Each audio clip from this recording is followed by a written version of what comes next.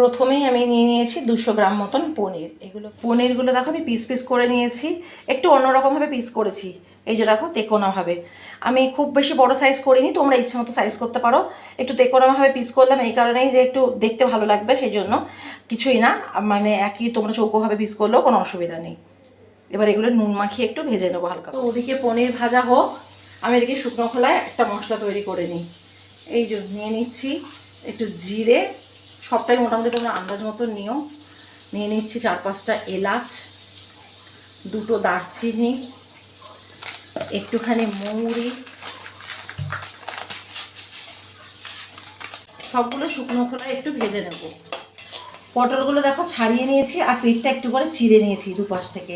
এবার এগুলোকে ধুয়ে, এই যে পনির ভাজা হয়ে গেছে, পনিরটাকে এবার তুলে নেব আর পটলগুলো ওই তেলে হালকা করে ভেজে নেব। পিস করে হালকা আঁচে নুন দিয়ে শুধু চাপা দিয়ে ভেজে নিয়েছি, যাতে করে হাফের বেশি সেদ্ধ হয়ে যায়। এবার এগুলো নামিয়ে নেব। আমি এদিকে একটা গ্রেভি বানিয়ে নেব।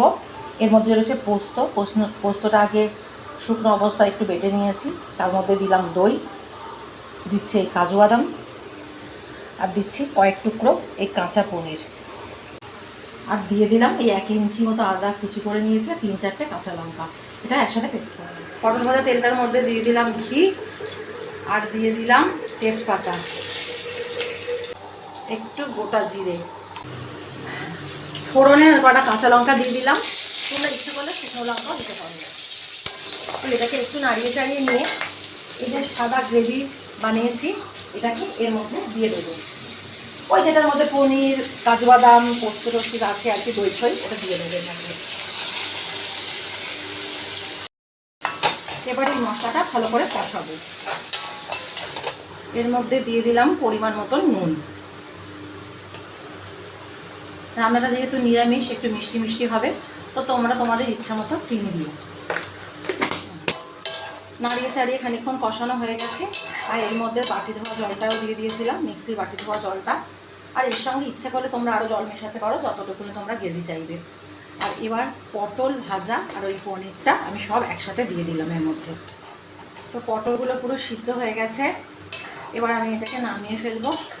তো নামিয়ে ফেলার আগে এই যে মশলাটা বানিয়ে রেখেছিলাম, এর পুরোটা দেবো না, অর্ধেকটা পরিমাণ আমি দেবো, অর্ধেকটা পরিমাণ দেবো। এবার আমি এটাকে নামিয়ে ফেলবো। তো নামিয়ে ফেলেছি।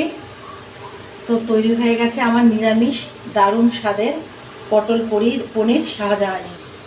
নামকরণটা আমি বললাম, বানিয়ে একবার দেখো কেমন লাগে খেতে তোমাদের।